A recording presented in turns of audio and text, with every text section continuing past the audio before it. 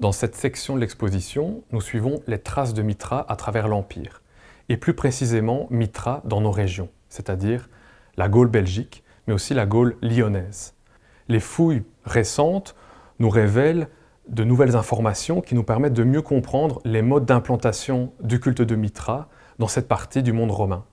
Et c'est le cas avec une découverte récente et exceptionnelle qui a eu lieu à Angers, dans la Loire, où l'INRAP a mis au jour un temple de Mitra qui nous a livré non pas des objets spectaculaires, mais de très petites pièces, qui vont littéralement contraster avec les reliefs imposants tels que celui que vous avez pu voir dans le Mitréum.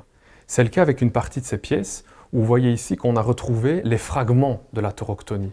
Une tête de Mitra, sa jambe, une partie du relief avec des fragments nous montrant une sculpture de chien ou de lion, qui nous permettent de comprendre comment aussi ces sanctuaires ont disparu. C'est le cas avec cette tête qui est martelée, qui nous montre un des compagnons de Mitra dont le visage est littéralement effacé.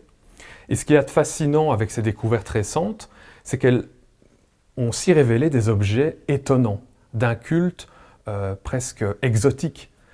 C'est le cas avec notamment des lampes à huile qui vous montrent une tête de Nubien, donc d'un personnage d'origine nubienne, donc africaine. Ou encore un fragment, un vase fragmentaire zoomorphe en forme de cerf, qui est tout à fait exceptionnel et unique, qui n'est attesté qu'à Angers.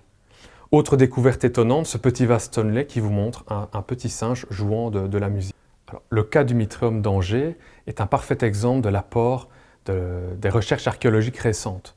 Désormais, on étudie de manière très fine non seulement le mobilier archéologique, mais aussi toutes les traces qui nous permettent de comprendre ce qui était consommé, notamment lors des banquets, c'est-à-dire essentiellement de la volaille, des porcins. Donc une analyse plus fine qui nous permet de mieux comprendre les rituels, les adeptes, à travers des vestiges, des témoignages de plus petites dimensions qui viennent contraster peut-être avec les pièces plus imposantes que l'on a pu voir ailleurs dans l'exposition.